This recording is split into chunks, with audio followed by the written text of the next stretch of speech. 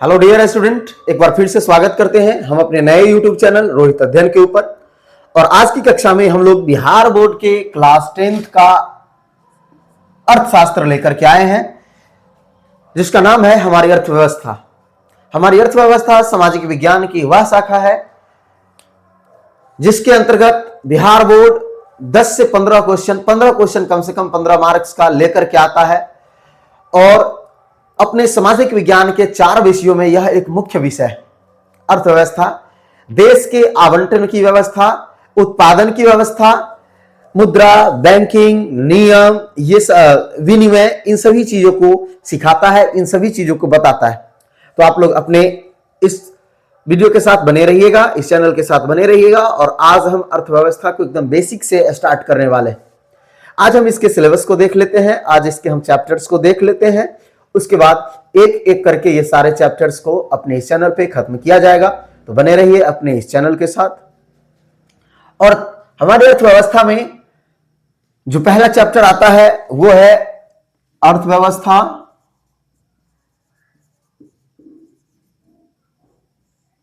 एवं इसके विकास का इतिहास।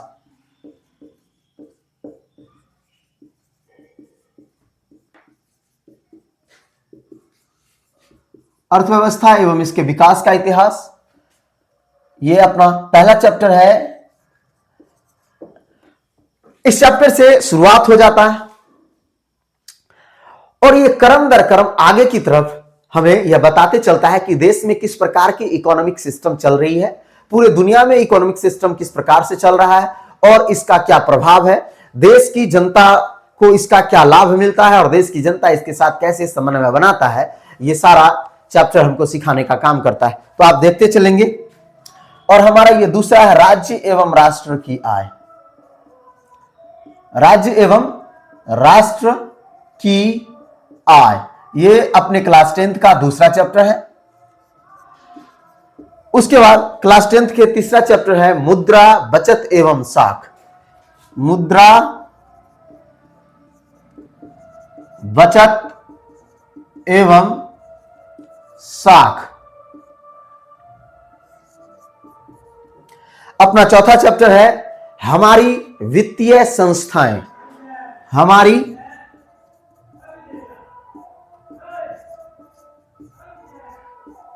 वित्तीय संस्थाएं।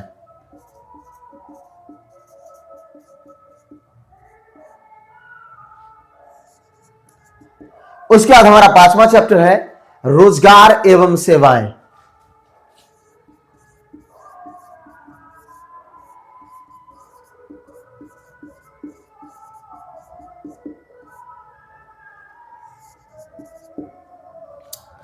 छठा है वैश्वीकरण।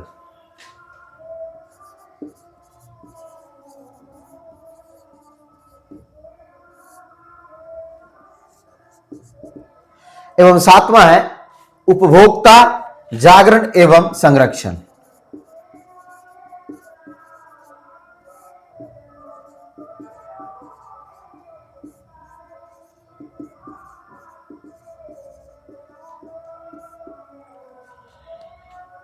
ये 7 चैप्टर्स आपके इकोनॉमिक्स में करवाए जाएंगे।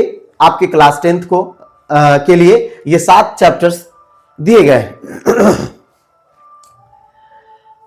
आज की इस कक्षा में हम लोग ये भी समझने का प्रयास करेंगे कि ये अर्थव्यवस्था की आखिर जरूरत क्यों पड़ी। देखिए, समाज, दुनिया जो बनती है वो इन सभी पहलुओं के साथ चलती है। जिस प्रकार से सामाजिक विज्ञान के अंतर्गत 4 सब्जेक्ट आते हैं, इतिहास, भूगोल, अर्थशास्त्र एवं नागरिक, जिसको बोलते हैं पॉलिटिकल साइंस, ये सभी का अपना अपना एक महत्व है। इन सभी विषयों को दुनिया चलाने के लिए इन सभी विषयों की आवश्यकता पड़ती है। जैसे कि एक समाज बनता है अथवा एक देश बनता है, तो उस देश के बनने के क्रम में यह जरूर देखा जाता है इसके पीछे का इतिहास क्या है। ये देश में क्या शक्तिशाली व्यक्ति रहे हैं, इस देश में किस प्रकार के राज व्यवस्था चला है, या इस देश में किस तरह की सभ्यताएं चलते आ रही हैं, आदत किस प्रकार से इस जगह का है। ये सभी चीजों की शिक्षा प्राप्त करवाने के लिए हमें इतिहास दिया गया है और इतिहास से हमें बीते हुए समयों का अध्ययन करवाया जाता है। ज्योग्राफी का एक अलग महत्व है। ज्योग्राफी, हम किस समाज में रह रहे हैं, किस देश में रह रहे हैं, किस राज्य में रह रहे हैं, उसकी व्यवस्थाओं को बताने का काम करता है, आसपास के वायुमंडलीय कंडीशन को बताने का काम करता है, समाज में किस प्रकार के मौसम हैं, किस प्रकार के व्यवस्थाएं, संसाधन हैं हमारे पास उपलब्ध जिसका हम उपयोग कर सकते हैं, इसको बताने का काम करता है। राजनीति शास्त्र हमको यह सिखाता है कि इस क्षेत्र में रहना है तो किस तरीके से रहना है, किस नियम के तहत रहना है, संवैधानिक मूल्यता को सिखाता है राजनीति। और जब इन सभी चीजों को चलाना होता है और इन सभी चीजों को चलने की व्यवस्था की जाती है, तब वो इकोनॉमिक्स सिखाता है, अर्थव्यवस्था सिखाता है। इन सभी चीजों में समन्वय बिठाने का काम करता है। रुपया, पैसा, धन दौलत का इस्तेमाल हम किस प्रकार से कर सकते हैं और संसाधन का यूटिलाइजेशन किस प्रकार से होगा, संसाधनों का उत्पादन कैसे होगा, उसका उपभोग कैसे करेंगे, ये सभी बात को सिखाने का काम हमारा अर्थशास्त्र करता है। और वही अर्थशास्त्र को हम आज पढ़ रहे हैं। जैसा कि हम आपको बताएं कि आज हम बेसिक से शुरू किए हैं और आज हम एक एक क्रम, एक एक निचले पायदान की तरफ चलेंगे। हम आपको बताना चाहते हैं कि अर्थव्यवस्था की जो ये 7 चैप्टर्स हैं, इसके बेसिक पॉइंट्स क्या क्या है। आज हम क्लियर एक एक पॉइंट्स इसको क्लियर कर लेते हैं, फिर अगले क्लास से हम इसके एक एक चैप्टर का खंडन करेंगे। तो सबसे पहले जो बात आई है, अर्थव्यवस्था एवं इसके विकास का इतिहास। अर्थव्यवस्था एवं इसके विकास का इतिहास। देखिए, अर्थव्यवस्था का सीधा मतलब होता है वैसा संगठन, वैसी व्यवस्था, वैसा संसाधन जहां से आर्थिक मूल्यों, रुपया पैसा विनिमय का कार्य हो सके, रुपया पैसा का कार्य हो सके, वहां से संसाधनों का आवंटन हो सके, संसाधनों का उत्पादन हो सके, वह समूह संगठन को कहते हैं। इसके डिफिनीशन की अगर बात कीजिएगा तो सीधा डिफिनीशन कह सकते हैं कि हम किसी कार्य को करते हैं और उस कार्य के बदले हमें कुछ श्रम प्रदान होता है, तो हमारा आर्थिक क्रिया होता है और उन आर्थिक क्रियाओं का समूह अर्थव्यवस्था कहलाता है। तो हम एकाएक ही चलेंगे, इसके ऊपर लिखवाते भी चलेंगे, इसलिए डरने की कोई जरूरत नहीं है, डरने की कोई बात नहीं है, हम एकाएक ही चलेंगे। इसमें कहता है अर्थव्यवस्था के विकास का इतिहास। भारत पूर्व में सोने का चिड़िया कहा जाता था। आप लोग इतिहास पढ़ते होंगे तो देखते होंगे कि सभी राजवंशों ने, मौर्य वंश, अशोका वंश, इन सब समयों में स्वर्ण सिक्के चलाए जाते थे। गुप्त पीरियड चला, चोल पीरियड चला, उन सभी पीरियड्स में सोने के सिक्के, चांदी के सिक्के चले जाते थे। लेकिन मोहम्मद बिन कासिम के आक्रमण के बाद देश बिखरते चला गया। उसके बाद फिर मुगल जो साम्राज्य आया, फिर दिल्ली सल्तनत जो आया, ये दिल्ली सल्तनत और मुगल साम्राज्य, पहले दिल्ली सल्तनत आया, उसके बाद मुगल साम्राज्य आया। तो ये सब जो आया, तो ये सब देश को ही, भारत को ही अपना देश मान लिए, तो ये लोग यहां रहने लगे। उससे पहले तो अरब आक्रमणकारी सब जो सब थे सो लूट के ले गए थे। फिर उसके बाद जो अपने देश के लिए सबसे ज्यादा खतरनाक साबित हुए, वो साबित हुए अंग्रेज। सबसे ज्यादा खतरनाक साबित हुए अंग्रेज। अपने देश को लूटा ही नहीं बल्कि जर्जर व्यवस्था में भी पहुंचा दिया, इसको कई पार्ट्स में डिवाइड कर दिए। ये सब कारण रहा कि भारत का इकोनॉमिक सिस्टम एकदम कोलैप्स कर गया। फिर धीरे धीरे जब 1947 के बाद भारत आजाद हुआ तो क्रम दर क्रम धीरे धीरे यूनिवर्सिटीज वगैरह खुलने लगे, धीरे धीरे वैज्ञानिक व्यवस्था भी आने लगी, बनने लगी, आईआईटीज खुलने लगे और उसके बाद धीरे धीरे देश में निवेश होने लगे और तब जाके इसका विकास आज चरम पर तो नहीं गया है लेकिन हद तक पहुंचते जा रहा है, जहां से रोजगार की व्यवस्था है। शायद अगर अच्छे से पढ़े लिखे हो तो आप पा सकते हो। तो इसकी चर्चा हम लोग अर्थव्यवस्था एवं इसके विकास के इतिहास में करेंगे। आगे है राज्य एवं राष्ट्र की आय।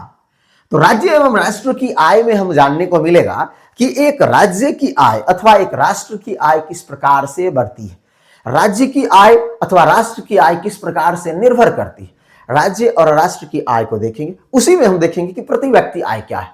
एक व्यक्ति के आय से, एक व्यक्ति विशेष की आय से, प्रति व्यक्ति आय से किस प्रकार से उस क्षेत्र का विकास होता है, उस राष्ट्र का विकास होता है, किस प्रकार से वो आगे की तरफ बढ़ता है, उसकी चर्चा हम लोग राज्य एवं राष्ट्र की आय में करेंगे।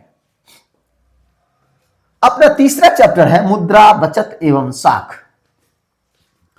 अब मुद्रा क्या होता है, तो मुद्रा, बचत एवं साख में हम लोग जानने को मिलेगा कि मुद्रा किस प्रकार से वर्क करता है, मुद्रा की क्या व्यवस्था है और मुद्रा किस हद तक काम करता है। देखिए, मुद्रा को सीधा मतलब अभी तो आप मुद्रा को पैसा बोलेंगे, डायरेक्ट मनी, रुपया या डॉलर। तो जैसे ही रुपया या डॉलर आता है, इसका मतलब आप समझ रहे हैं कि जैसे कि भारत में अगर हम 10 रुपए में जाकर के एक बिस्किट खरीदते हैं तो वो 10 रुपए अमेरिका में नहीं चलेगा। वर्तमान समय में तो 94 रुपए के आसपास डॉलर और रुपया का कॉम्बिनेशन किया जाए तो पहुंच गया है। उसका, अमेरिका का $1 अपने भारत का 94 रुपया के बराबर होता है। तो देश इस हद तक आगे जा चुका है, इतना मतलब रुपया का व्यवस्था गिर चुका है। तो अब बात आती है कि क्या अपना रुपया अमेरिका में नहीं चलेगा? नहीं चलेगा, बिल्कुल नहीं चलेगा। वहां डॉलर चलता है, यूएस डॉलर चलता है। तो अर्थात रुपया और मनी जो है, मुद्रा, उसका मायने अलग अलग थे। मायने कुछ नहीं होता, मायने सिर्फ एक होता है, लेन देन में उसका सहायता किया जाता है, लेन देन में वो सहायक होता है। अर्थात मुद्रा क्या होता है? तो मुद्रा विनिमय का एक माध्यम होता है, लेन देन का एक माध्यम होता है। हम किसी वस्तु का खरीद बेच करते हैं, जिस माध्यम के साथ खरीद बेच करते हैं वो माध्यम मुद्रा कहलाता है। तो अभी माध्यम रुपया पैसा है, एक समय में था जो वस्तु विनिमय प्रणाली था। वस्तु के बदले वस्तु का लेन देन करना वस्तु विनिमय प्रणाली कहलाता है। अब जैसे आप लोग देखे होंगे गांव घर में, गांव में घरों में मकई का एक बाल ले लेते हैं, एक शीश, और उसको बेच करके एक मलाई बर्फ ले लेते हैं। हम गांव समाज में देखते होंगे कि महिलाओं के जो बाल झाड़ते हैं और बाल जो बचा होता है उस बाल को ले लेते हैं और उससे सन पापड़ी जाकर के खरीद लेते हैं, सन पापड़ी। और वो सन पापड़ी क्या कहलाएगा? वस्तु विनिमय का उदाहरण है। बिल्कुल उसी प्रकार से मुद्रा वस्तुओं के लेन देन का माध्यम है। आगे बचत। अब बचत क्या होता है? तो बचत जब हमारे आय माइनस उपभोग करेंगे तो हमारे लिए बचत बचता है। Income minus consumption equal to बचत होता है, सेविंग्स। इनकम माइनस कंजम्पशन, जितना रुपया हम कमाए और उस रुपया में जितना हम खर्च किए और खर्च करने के बाद जो रुपया हमारे पास बच गया वो बचत होता है। तो इसकी भी हम लोग इस चैप्टर में चर्चा करेंगे। आगे है साख। साख का सीधा मतलब होता है विश्वास। साख का सीधा मतलब होता है क्रेडिट। आप किसी से कितना रुपया लेन देन कर सकते हैं वो आपका साख होता है। आपके ऊपर बैंक की क्या साख है? आपने कोई चीज लोन लिया और वो लोन में आपने उसका रुपया समय पूर्वक चुकाया कि नहीं चुकाया, ये आपका साख होता है। विश्वास होता है, भरोसा होता है। साख मतलब आपके लेन देन की व्यवस्था किस प्रकार से है, लेन देन की व्यवस्था, लेन देन में आपका क्या भरोसा है, आपका भरोसा, वो हमें साख सिखाता है, साख बताता है। तो ये हमारे मुद्रा, बचत एवं साख चैप्टर नंबर 3। आगे है चौथा, हमारी वित्तीय संस्थाएं। अब हमारी वित्तीय संस्था, वित्तीय मतलब इकोनॉमिक सिस्टम, इकोनॉमिक व्यवस्था। अब इकोनॉमिक सिस्टम में हमारे लिए कौन कौन सा चीज आता है? तो वित्तीय संस्थाएं में हमारे लिए सबसे पहले तो बैंकिंग आ जाएंगे, आरबीआई बैंक, सेंट्रल बैंक जिसको बोलते हैं। उसके बाद विभिन्न प्रकार के बिजनेस बैंक होते हैं, ग्रामीण बैंक होते हैं। उसके बाद वित्तीय संस्थाओं में विभिन्न प्रकार के साख प्रदान करने वाले, रुपया पैसा प्रदान करने वाले जो संस्थाएं होंगी उसकी चर्चा करेंगे। इसमें हम आरबीआई के बारे में चर्चा करेंगे। इसमें हम वित्त प्रणाली के बारे में चर्चा करेंगे, भारत के बजट सेशन के बारे में कुछ चर्चा करेंगे, किस प्रकार से भारत में वित्तीय व्यवस्था चलती है उसकी चर्चा करेंगे, वैश्विक स्तर में वित्तीय व्यवस्था किस प्रकार से है उसकी चर्चा करेंगे। अब है रोजगार एवं सेवाएं।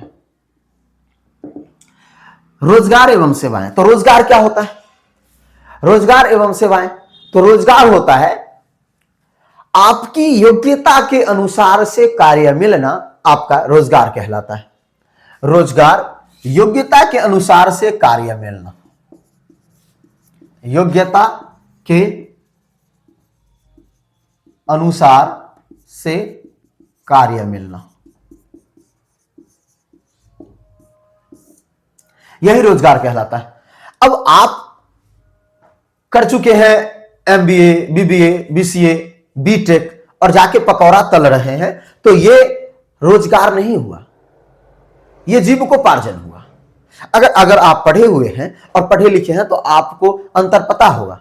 और नहीं तो हम इस क्लास में बताएंगे कि रोजगार क्या होता है। पकौड़ा तलना कोई रोजगार नहीं है, वह जीविकोपार्जन की एक प्रणाली है। रिक्शा चलाना कोई रोजगार नहीं, वो जीविकोपार्जन की एक प्रणाली है, जीवन जीने के में सहायता करने वाले एक साधन है मात्र। अगर आप बीएससी कर चुके हैं तो आपको साइंटिस्ट बनने की क्षमता है, योग्यता है, यदि आपने अच्छे से पढ़ा है तो। बीटेक किया हुआ है तो आप एक इंजीनियर बनने के लायक, इंजीनियर हैं आप, और आप जाकर के चाय बेचिएगा तो ये आपकी योग्यता नहीं। तो ये रोजगार क्यों है? अगर आप क्लास 12 तक कर चुके हैं तो आप विभिन्न प्रकार के सरकारी पदों के लिए जो वैकेंसीज निकलते हैं 12th में, सैन्य विभाग वगैरह में, उसमें आप जा सकते हैं, ज्वाइन कर सकते हैं। और यदि आपको वो सैन्य विभाग में रोजगार में जाते हैं, आप फॉर्म भरते हैं और आप खाली लौट आते हैं, अर्थात रोजगार की कमी, रोजगार की व्यवस्थाएं उसको नहीं कहेंगे। तो योग्यता के अनुसार से कार्य मिलना रोजगार कहलाता है। अब रोजगार एवं सेवा, रोजगार एवं सेवा एक दूसरे के पूरक। रोजगार जितना मिलेगा सेवा उतना बढ़ेगा। अब जैसे कि हॉस्पिटल में जो लोग नर्सेज काम करते हैं, जो नर्स काम करते हैं, जो डॉक्टर काम करते हैं, उनकी योग्यता के अनुसार से उनको नौकरी मिला, वो डॉक्टर बने और फिर उस योग्यता के अनुसार से वे लोगों की सेवा प्रदान कर रहे हैं। तो एक दूसरे के, अब वो सेवा अगर मान लिया जाए आदमी मरीज नहीं होंगे अथवा प्रोफेसर की बात कर ले, कॉलेज में स्टूडेंट्स पढ़ने नहीं आएंगे तो वो सेवा नहीं दे पाएंगे, अर्थात उनको रोजगार नहीं मिलेगा। रोजगार है तो सेवा है, सेवा है तो रोजगार है, और रोजगार बढ़ेगा तो आप सेवा क्षेत्र का भी निर्माण कर सकते हैं। आप एक इंजीनियर बन गए, आप एक इंजीनियर बन गए, एक बड़े उद्यमी बन गए, तब आपके पास वो संस्था खुल सकती है जिससे बहुत सारे लोगों को आप रोजगार दे सकते हैं। तो इस प्रकार से रोजगार एवं सेवाएं एक दूसरे के पूरक। अब हम चर्चा कर रहे हैं वैश्वीकरण का। वैश्वीकरण, वैश्वीकरण क्या होता है? जैसे विश्व का एकीकरण, वैश्वीकरण, विश्व के साथ जोड़ना। अब किस मुद्दे पर? आर्थिक मुद्दे पर। विश्व को जब हम एक मुद्दे के साथ यानी आर्थिक व्यवस्थाओं के साथ एक बाजार के रूप में परिणत करते हैं तो वैश्वीकरण निर्माण होता है। यह भी कह सकते हैं विश्व के एक बाजार को, देश के एक बाजार को विश्व के दूसरे बाजार के साथ जोड़ना, देश के एक बाजार को विश्व के दूसरे बाजार के साथ जोड़ना वैश्वीकरण कहलाता है। जैसे भारत में मुंबई, विश्व बैंक, मुंबई में विश्व के सभी व्यवस्थाओं का उपलब्धता पाई जाती है। विश्व में किसी भी चीज की उपलब्धता जो है वो मुंबई में आपको देखने को मिलेंगे। तो भारत के लिए जो वैश्विक बाजार है उसमें एक उदाहरण मुंबई का। मुंबई अपने देश का वित्तीय राजधानी भी कहा जाता है। अब है उपभोक्ता जागरण एवं संरक्षण। उपभोक्ता जागरण एवं संरक्षण। अब उपभोक्ता जागरण एवं संरक्षण की चर्चा करेंगे। तो उपभोक्ता जागरण संरक्षण में क्या होता है? उपभोक्ता जो वस्तुओं एवं सेवाओं का उपभोग करता हो, वस्तुओं एवं सेवाओं का उपभोग करने वाले उपभोक्ता कहलाते हैं। वस्तुओं एवं सेवाओं का उपभोग करने वाले उपभोक्ता कहलाते हैं। अब क्या होता है, कई बार उपभोक्ता के साथ ठगी हो जाती है, तो उनके ठगी के लिए उनको जागरूक करना एवं उसको संरक्षित करना उपभोक्ता जागरण एवं संरक्षण कहलाता है। कई बार जो व्यक्ति खरीदते हैं सामान, उनको डुप्लीकेट सामान दे दिया जाता है या एक्सपायरी डेट वाले दे दिया जाता है। ये सबसे जनता का बहुत बड़ा हानि होता है, बहुत दिक्कतें उत्पन्न होती है। इस वजह से जागरण करना, उसको जगाना, उसको समझाना कि कहां, और उसके अधिकार को समझाना कि कौन सा सामान आप लेते हैं तो आप वापस कर सकता है या नहीं कर सकता है, वजन में आपके साथ कोई कमी करता है कि नहीं करता है, इन सभी चीजों को जगाना संरक्षण कहलाता है। और फिर उसका संरक्षण, जब आप एक बार जागरूक हो गए तो संरक्षण किया जाता है, उसका बचाव किया जाता है। उसके बचाव में यह देखा जाता है कि किस प्रकार से उपभोक्ता को अपने अधिकार के लिए आगे बढ़ना चाहिए। अगर जरूरत पड़े तो कानूनी सहायता भी उनके लिए प्रदान किया जाएगा। तो इस प्रकार से ये 7 चैप्टर्स थे हमारी अर्थव्यवस्था की। इसको आप लोग नोट डाउन कर लेंगे। ये 7 चैप्टर्स आपके लिए बहुत जरूरी है। आप एक बार लिख लीजिए 1 मिनट में, और 1 मिनट में लिख लीजिए, फिर कुछ बात करते हैं और उसके बाद आज के सेशन को हम एंड करेंगे। फिर कल से हम लोग इससे आगे चलेंगे।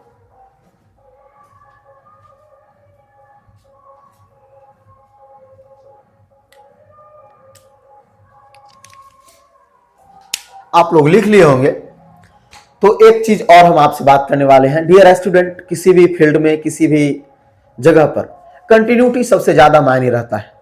अगर आप कंटिन्यू है और कंटिन्यूटी आपके पास है तो आप जरूर आगे की तरफ बढ़िएगा। इसलिए किसी भी व्यवस्था में आप रहिए, अपनी नियमितता को मत खोइए। आप किसी कार्य को कर रहे हैं तो आपको मन नहीं लगेगा करने में, फिर भी आप उस रूटीन को बनाइए और उस कार्य को करिए, क्योंकि समय ऐसे भी निकल जाना, मन लगे या ना लगे, समय से आपको कोई लेना देना नहीं। समय को आपसे कोई लेना देना नहीं है। इसलिए आपका मन लगे न लगे, आप उस कार्य को जरूर करें। वो पीरियड फिक्स होता है, समय आपका फिक्स होता है। यह तय है कि क्लास 10th का एग्जाम कब होगा। और जिस तरह से 2-3 सालों का रिकॉर्ड रहा है, 2027 में 17 फरवरी से आपका एग्जामिनेशन हो जाएगा। 2027 में 17 फरवरी से आपका एग्जामिनेशन शुरू हो जाएगा। और जो इंटर वाले हैं उनका 1 फरवरी 2027 में शुरू हो जाएगा। तो समय फिक्स है। अब इस बीच में ही आपको करना है, और एक ना एक दिन, एक एक दिन घटते घटते वो समय तक हम पहुंच जाते हैं। तो आपका मन लगे या ना लगे, उस रूटीन को फॉलो करना जरूरी समझिए। जीवन में बहुत सारी घटनाएं आती है, विभिन्न प्रकार की बातें आती है, विभिन्न प्रकार की व्यवस्थाएं होती है। एक ही दिन में कई बार मौसम का उतार चढ़ाव होता है। कभी अभी 2 दिन पहले काफी बारिश बिहार में हो गया, आंधी तूफान आ गया, और फिर अभी सूखा हुआ सूर्य निकल गया है, प्रकाशित सूर्य निकला है। तो क्या आपके इस विचार में, इस दिनों में आपने जो भी चेंजेस किया, उसे समय अपना कार्य छोड़ दिया? नहीं छोड़ा। समय बदलता रहा, समय परिवर्तन होते रहा। इसलिए अपने आप के कार्य को मत छोड़ना, अपने कार्य को हमेशा करते रहना। Continuity is the key for success. इसलिए आप लोग लगे रहिए, और इस तरह से हम एक एक सब्जेक्ट को खत्म करेंगे, बातचीत करते खत्म करेंगे, और आपको पता नहीं चलने देंगे कि अपने क्लास में 1 घंटा क्या होता है। So my dear student, please write down it, and best of luck, and subscribe my channel. Thank you.